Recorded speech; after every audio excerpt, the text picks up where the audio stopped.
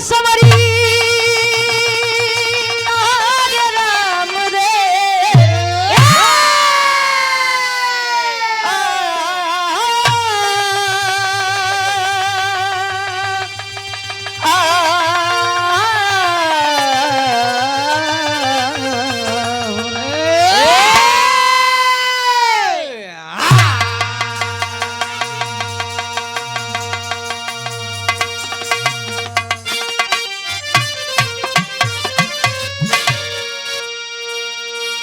भाव रही वीर रस के लेकिन माने गवैया कि ना ढेर उछड़ी कूदी तो नहीं वाह हाँ समझे वाले यार ही समझ ले जाए बाकी ये झूठे यार से बाहर बनरोन की नहीं कूदब हमार काम नहीं है वाह 4 लाइन बाहर से आप लोग लोरी के बारे में बड़ी बढ़िया बात सुने अपने प्रेमिका के बचावे बदे पठवा चमारे से लड़ गए वाह वारे बठवा चमार वाह वाह धोखे से वार करे ये बहादुर है अच्छा वाह जय धोबी चेला हाँ जय के अच्छा भाई हम समझे वाह 4 लाइन कवि जी वीरों के बारे में बखान करते हैं अरे कैसे गुरुजी वाह और इस भाव का सम्मान करते हुए वाह बेनाम बादशाह हैं चला भैया दादा हमारे 10 रुपए का महान आशीर्वाद आशीर्वाद के चारे कि मुझे अपनी कला में कामयाब रहे आओ गुरुजी जा बेटा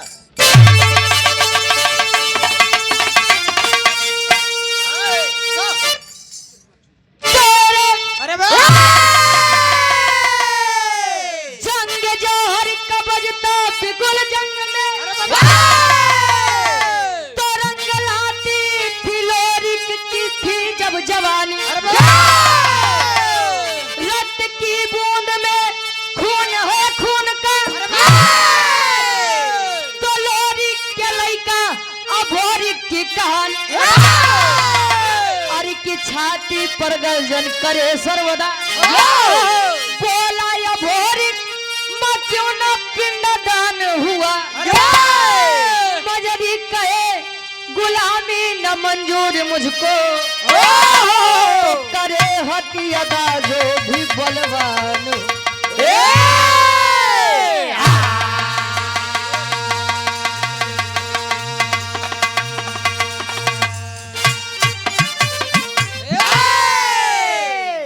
लोरी के लइका अभोरी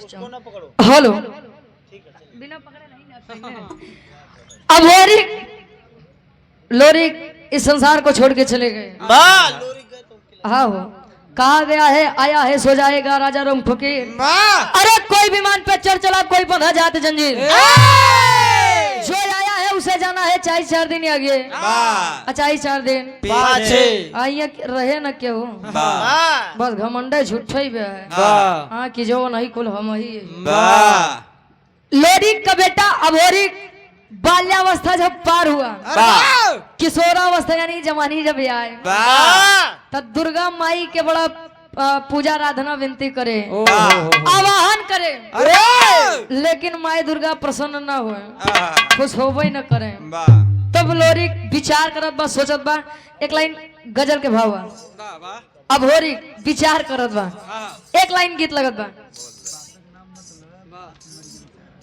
अच्छा सूरज मध्यसिया जी 51 रुपए का महान आशीर्वाद कमेटी के आप सदस्य हैं अच्छा 250 चंदन गुप्ता रविशंकर गुप्ता मोनू गुप्ता जी गुजरपार मुबारकपुर जानू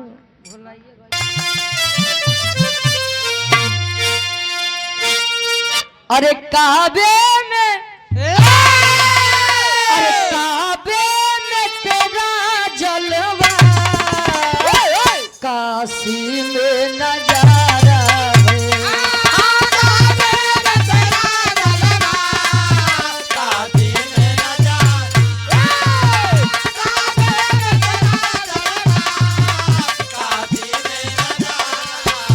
अरे काबे में तेरा जलवा अरे काशी में नजारा है अरे काशी में नजारा है अरे हमें ये भी तो अरे हमें ये भी तो प्यारा है, हमें वो भी तो प्यारा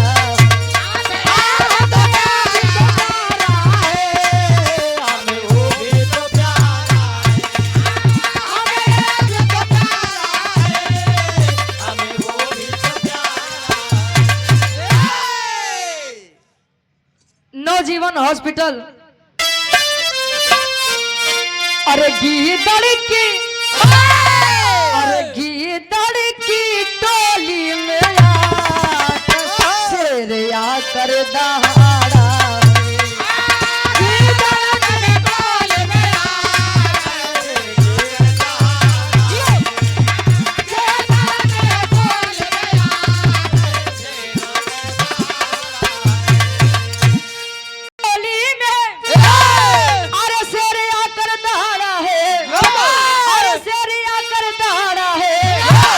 चढ़ी गर्दन पे, अरे चढ़ी गर्दन पे शेरे बाबा पकड़ छाती को फाड़ा,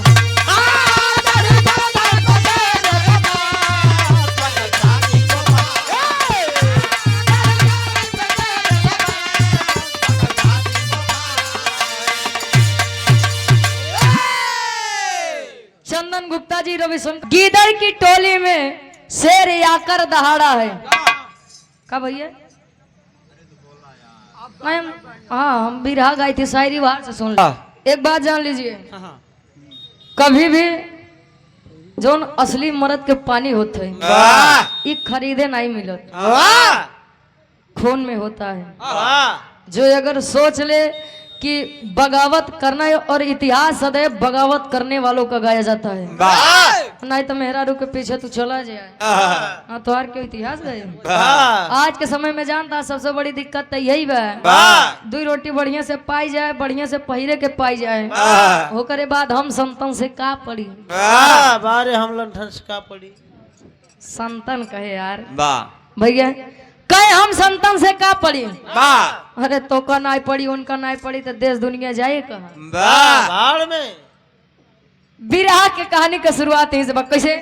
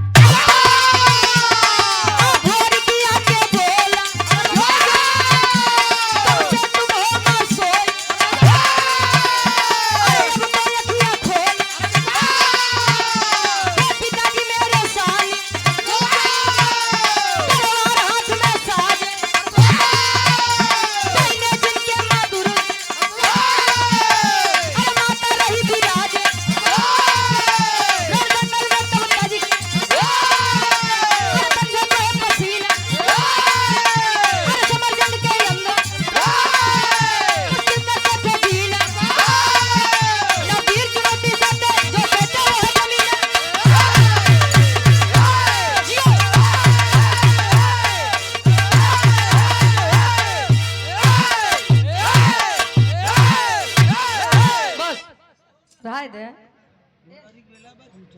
हाँ जाना थे। ए भैया कहानी के तनी ध्यान दे, यार माई मजरी बैठी है अपने कमरा में, अपने रूम में बैठी है, यार भोरिक माई दुर्गा के पूजा आराधना वंदना करे, अब बिलाप करत बो माई, ए माई हमार बाबू लोरी आपके अपन खून पियाई के संतुष्ट करे हैं, जंगे का खून पिला करके आपको संतुष्ट किए हो नहीं के लइका हम अभोरी हमार विनती काहे नहीं स्वीकार करत है।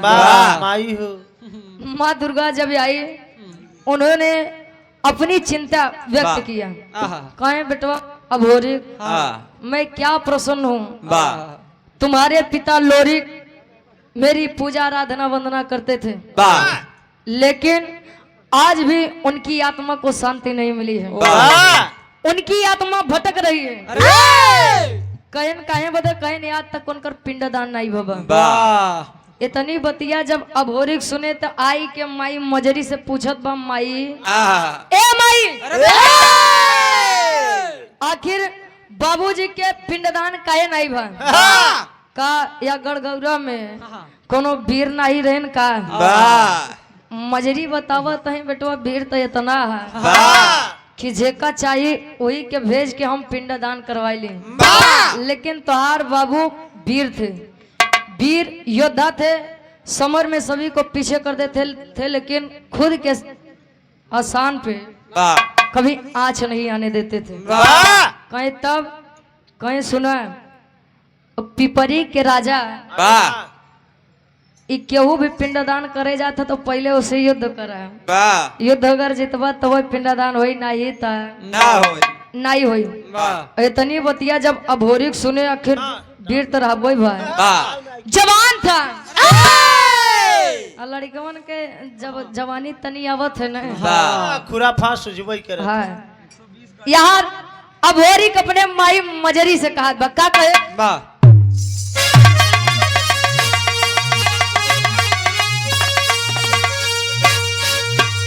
वीर रस के जाने माने कलाकार आप स्वर्गीय गुरु रामदेव गुरु जी अपने जवानी के आलम में गावत रहे। गायन और गायक के चला गए।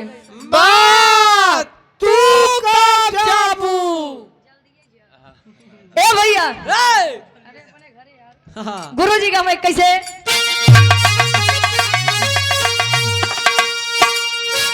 अरे झूलनी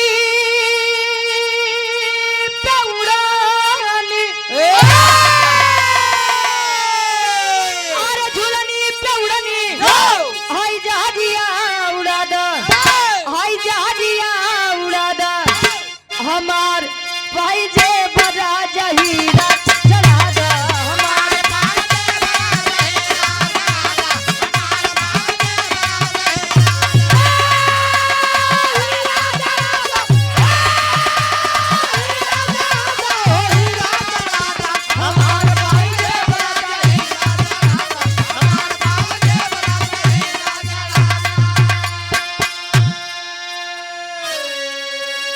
चंदन गुप्ता जी रवि का भाव है।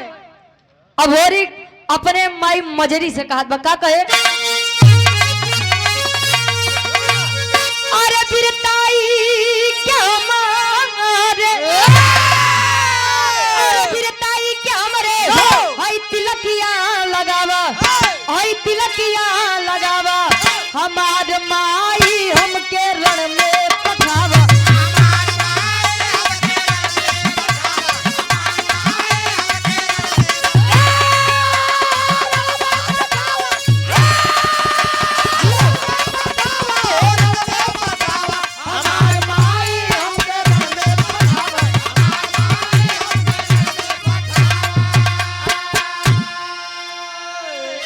अरे बढ़ल गुमान बाटे अब दुश्मन के भारी तो मिटाऊ खानदान बाट पूरी तैयारी।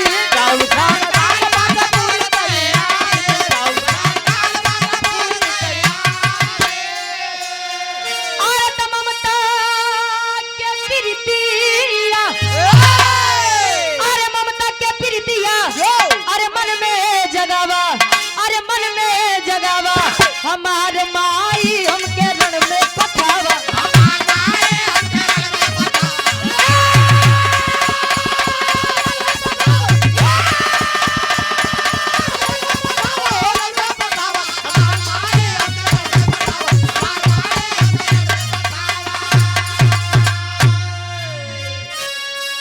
अच्छा तिलक तीन प्रकार के होते हैं। तिलक हाँ हो एक तिलक जो नहीं हर रोज ऐसे बस पूजा पाठ करे तो खींचे टीक ले हो गए। एक होता है विजय तिलक और एक की जो शादी ब्याह के पहले चढ़ा हाँ बर्बादी जहाँ चालू होते एक तिलक होते। ए भैया यार अभोरी अपनी माता मजरी से कहता है माई विजय तिलक लगा के भेजिए। अबे तक कोनो मर्द के हाथे पड़ा नहीं रहा है, ओहो या से वो अत्याचार करत रहा है। वाह अब तोहार लड़का जाता है समारे ना, अब बाबू के पिंडदान कई के लौटा वाह माँ आरती उतारी बच्चे की तिलक लगाए कहीं बेटा जाओ, जा पिंडदान कई के लौटा। हाँ अब यार बनारस में आया आ, के अभोरी, वाह वाह और जब बनारस में आया अरे वाह तो ओकर मुलाकात होत के सिवा हाँ हाँ एक लाइन गीत लगत बा।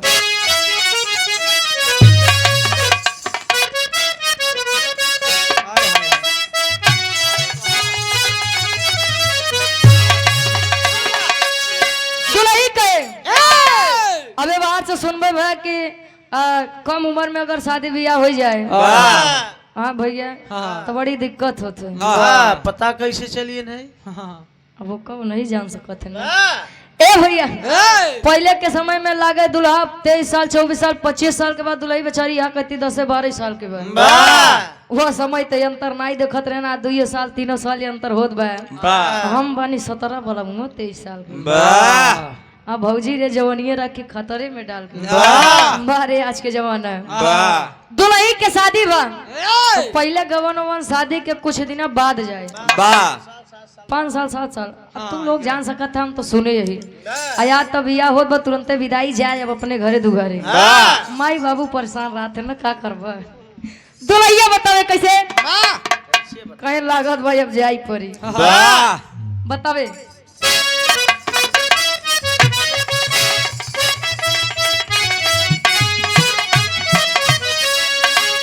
अरे जब से गवनवा के दिनवा धराइल, जब से गवनवा के दिनवा धराइल, रतिया ननी से आवे देह पियराइल। जब से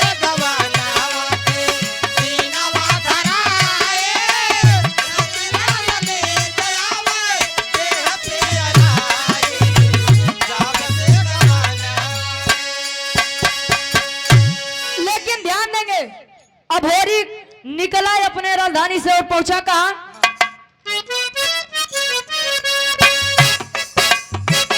करे पिंडदान भोरी, करे पिंडदान भोरी, बनारस में आया शशिधर पंडा से बाती लड़ाया।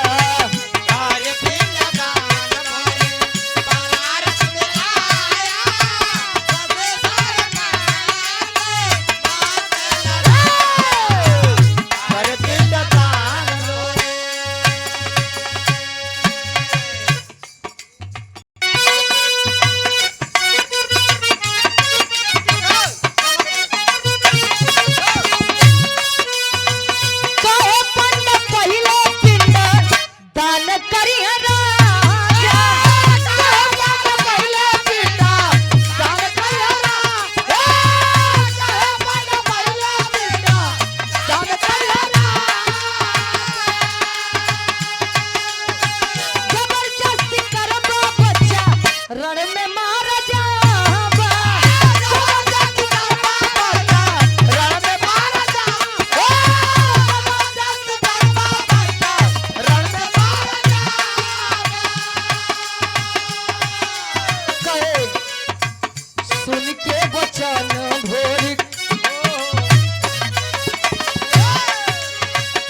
सुन के वचन भोरी, तन में गुस्सा आया शशिधर पंडा से बात लड़ाया। सुन के वचन भोरी, तन में गुस्सा आया शशिधर पंडा से बात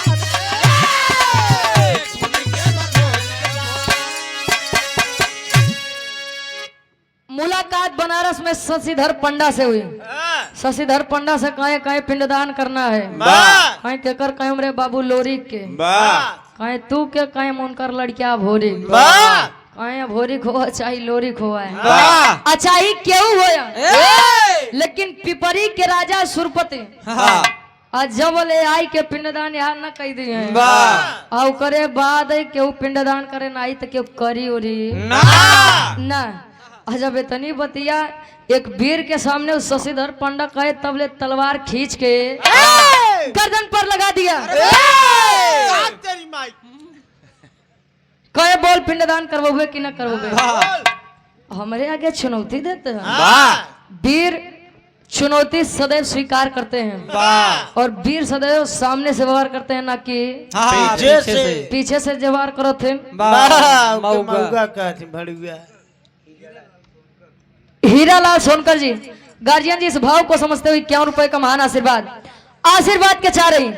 शशिधर पंडा के गर्दन पे जब तलवार रखे शशिधर सोचे कि अगर पिंडदान न करवाओ तो ये मार दे, वाह अब पिंडदान करवाई दे तो वो मार दे। बात मरवाई कैसे सोचता और का कहे काम करत है अबे तहाले में सामने यही बा पहले एकर बतिया मान ली घंटा 2 घंटा और जी जाइए। अब पता लागो करे चक्कर में हुक बात न मानी तो तुरंत गर्दन उड़ाई दे ले पूरा वाह पिंडदान करवा दिए और यार लोरी की आत्मा के शांति मिली। अब जब इतनी बतिया सुरपति सुना पिपरी के राजा सेना तैयार कर लिया। अरे कौन है या वीर कौन है या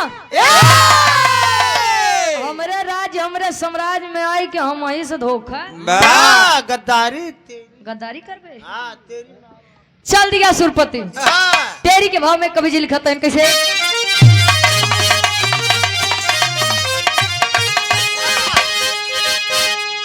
अरे जवानी जंगी झूमे जमके अरे जवानी जंगी झूमे जमके तो लोरी फ्यूता भोरी कहे मिटाओ हम के अरे हम के अरे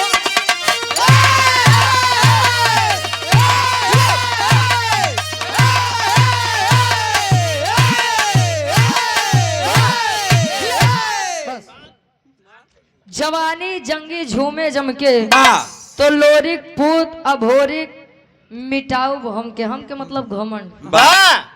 लोरिक का बेटा सोच लिया आवा बच्चा आवा आवा तोरे हम इंतजार करत ही बेटा कहाँ बाहर लखा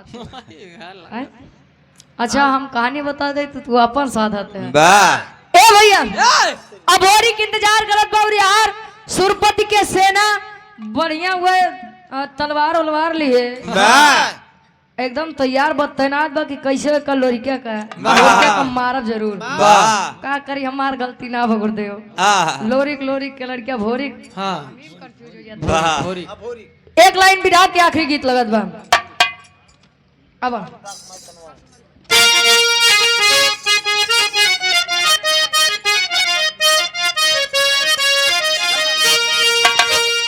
लड़की कहे अरे सासू मार तनवा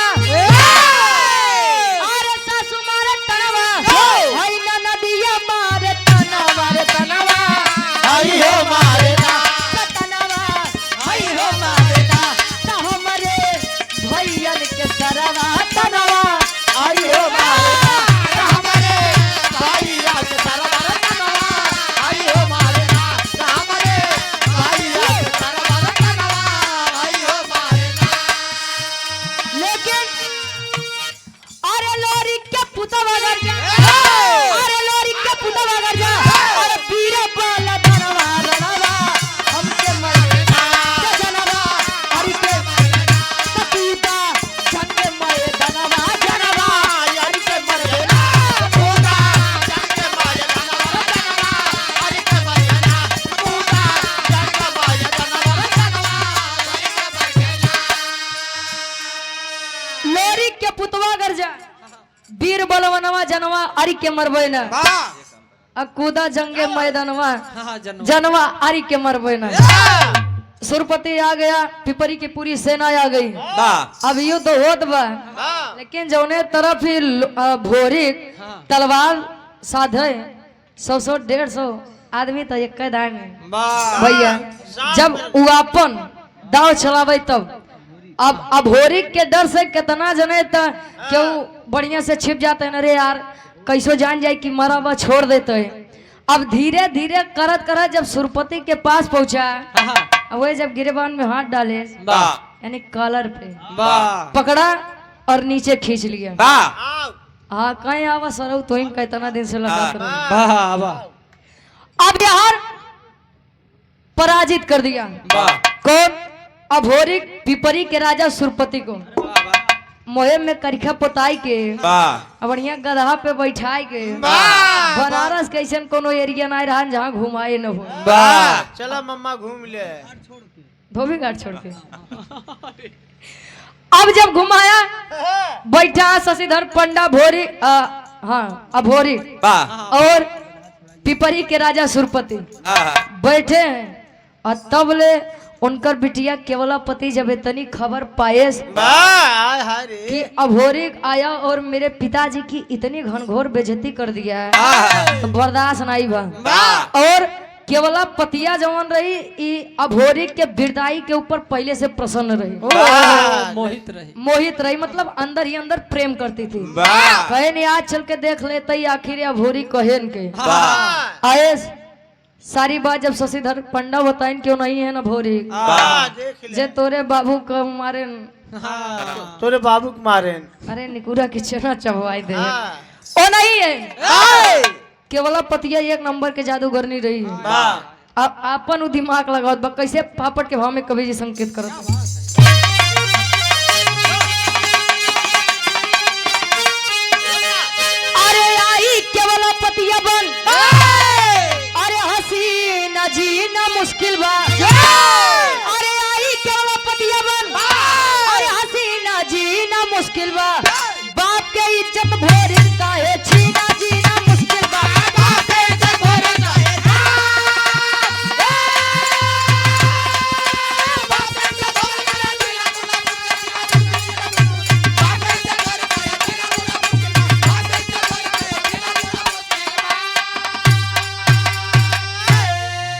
अरे तो जादू चलाई दिहली सुगना बनाई हो तो पिंजरा में कैद कर भवन में लेके आई हो अरे कहे कुंवारी जी अब नहीं तोरा बिना जीना मुश्किल बा तब बाप के इज्जत भोरिक कहे छीना जीना मुश्किल बा।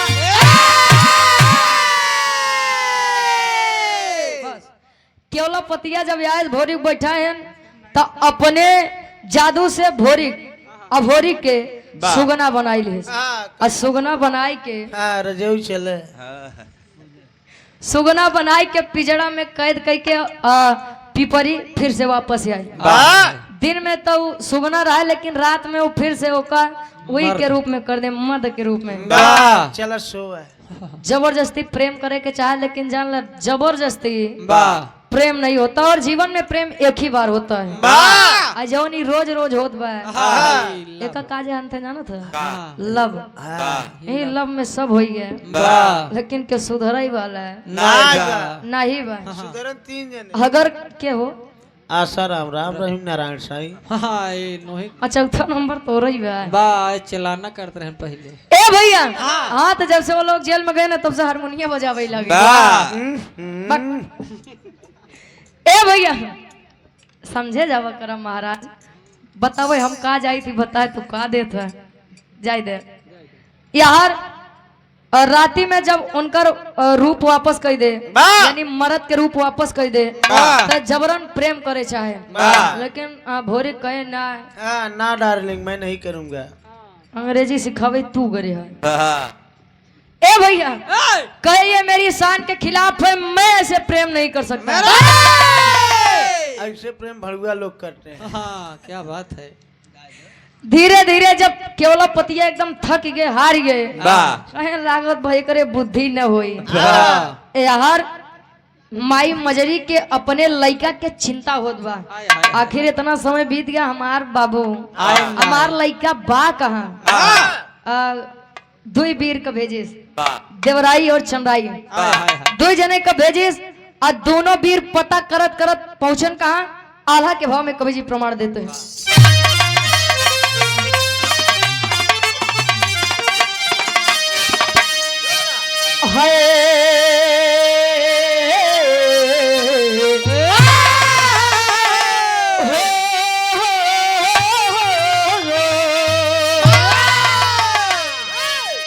अरे तड़पेली माता मजरी गौरा के नगरिया बाबू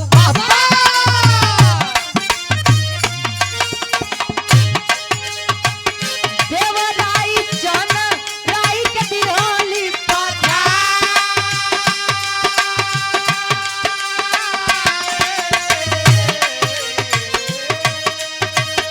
धीरे धीरे आई गईले काशी के नगरिया पंचो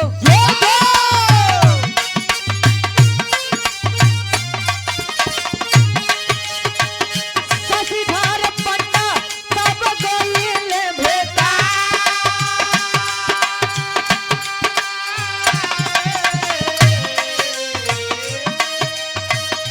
लगले बतावे पंडा पूरी खबरिया पंचो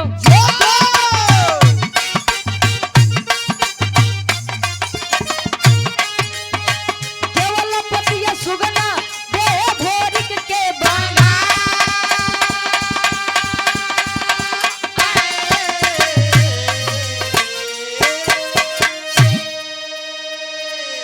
गौरा के वीर देवराई और चनराई अभोरिक जी की खोज में निकले धीरे धीरे पहुंचे कहाँ वही घाट पे वाह जहाँ शशिधर पंडा अब पिंडदान करवाए रहन ओह शशिधर पंडा से पूछ रहे हैं आखिर आपने लोरिक के बच्चे लोरिक के सुपुत्र यानी अभोरिक जी को कहीं देखा है कहीं हाँ देखा है अरे वही तो एक वीर ऐसे थे जो सुरपति को धूल चटा दिए बाकी तो करे आगे क्यों टिकते नहीं रहा कहें तब हमारे महाराज है कहाँ खैन अरे तोरे महाराज के उनको जो उनकी बिटिया अरे वही केवल पतिया केवला पतिया अरे पतिया नहीं केवल पतिया कहे हुए ले लो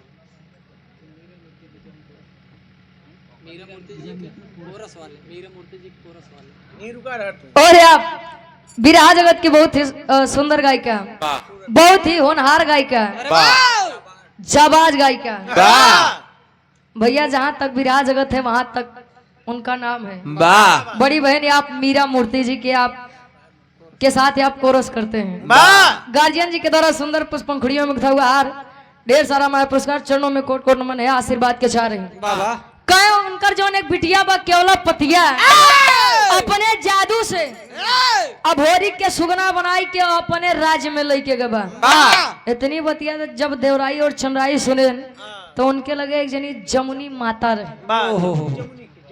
हाँ जमुनी माता वो भी जादू के विषय में काफी जानकार थी अब यार तीनों जने जोगी के भेष बनाए के देवराई और चंद्राई बढ़िया से अपन जितना अस्त्र शस्त्र बा लई के जाते हैं भजन गावत जाते हैं आज जब पिपरी के राजा सुरपति के दरबार में पहुंचे भजन गावत हैं जब केवला पतिया के काने के अंदर ये आवाज गए तब लोग कहें इनके तो ऐसे नहीं सौर भाव प्रेम करे के लई के जाए तनी भजन भाव सुनिए तो शायद प्रेम जाग जाए हमसे प्रेम करें हाँ रात एकदम अब यार ऊपर छत से नीचे आई और तीनों जने बढ़िया से वो भजन शुरू करे हैं और जमुनी जब देखे अच्छा हाँ वही है भोरी बस कैसे तो दाव चाहिए ये केवला पतिया है। इतने में जमुनी माता कहीं का केवला पतिया के अपने जादू से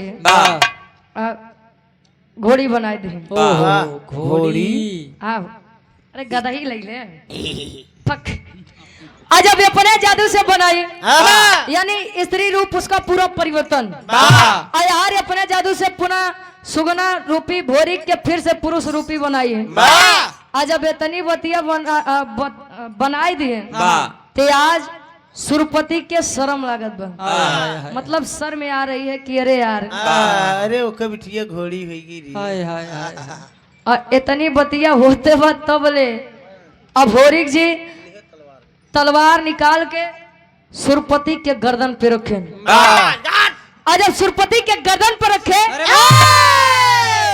सुरपति जाई के माई जमुनी से कहते हैं का कहे हाथ जोड़ के दंडवत प्रणाम करके बैठा है खड़ी के भाव में कवि जी लिखते हैं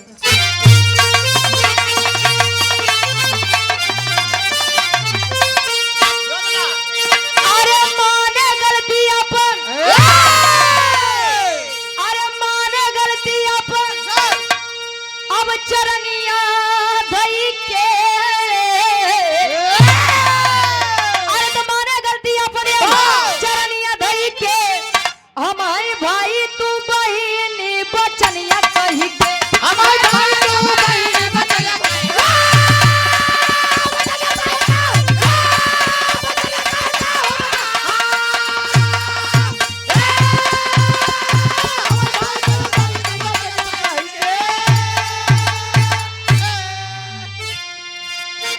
आई के दंडवाद सुरपति कर रहा है कि मैं आपका भाई, आप मेरी बहन। अब इस भाई और बहन के रिश्ते को बचाना ये आपका काम है। आए तने में तक भोरे नहीं माई छोड़ब नहीं के सारे काट ले एक के चक्कर में बतावा इतना दिन हम सुगना बना बैठा रहे। अरे छोड़ब नहीं के एकर काट ले पूरा हम का गर्दन है। अच्छा पूरा बोल रहा है। ए भैया गर्दनिया पे हाथ रखे तब ले माई जमुनी समझा तो ना बेटा भोरी। अगर इंसान को अपनी गलती का एहसास हो जाए, अपनी भूल का एहसास हो जाए तो उसे माफ कर देना चाहिए। और इंसान के शान को मार दो, इंसान ही अपने आप मर जाएगा। जब पानीदार मरद बा करे खाते कहे तब कहीं छोड़बा कैसे, कहीं एक शर्त पे छोड़ब। एकर जौनी बिटिया बा केवला पतिया यही से हमार बियाह करवाई दे।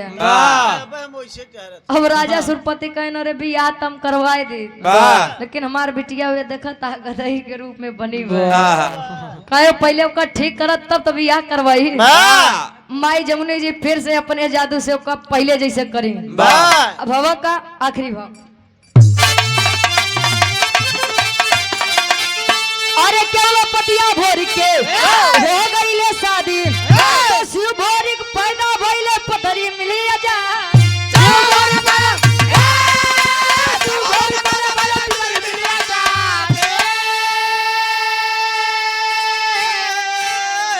अरे तो अपने घर आए अब, अरे दुल्हनिया लईके, अरे तो अपने घर आए अब, अरे दुल्हनिया लईके हमारे भाई तू बहिनी बचनिया कही। केवला पतिया भोरी के हो गईले शादी और शिव भोरी पैदा भइले मिलल भाई आजादी। केवला पतिया और अभोरिक के शादी भा अभोरिक और केवला पतिया के बीच एक लड़का जन्म ले जेकर नाम शिव भोरिक बताया गया। लोरिक के लड़का अभोरिक और अभोरिक के लड़का शिव भोरिक। हंसी खुशी वापस आए न अपने गौरा नगरी में। बाबू के पिंडादान करे न पिंडादान करत खेत भुलही मिल गया। हाँ भैया और का हाँ आज के लड़के यह समय में तो बहुत कमाई मिलत है, पिंडा कमाई पारत है। ए भैया ये हमारे विराट का शीर्षक रहा लोरी के पिंडादान और अभोरी की शादी। आखिरी में खानदान के परिचय बा। गुरु बिहारी, गुरु गणेश, गुरु रामलाल बर्बाद का।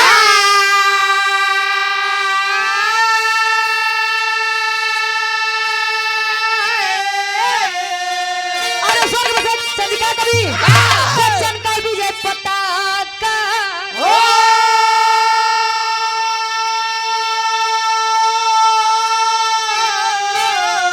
अरे जवानी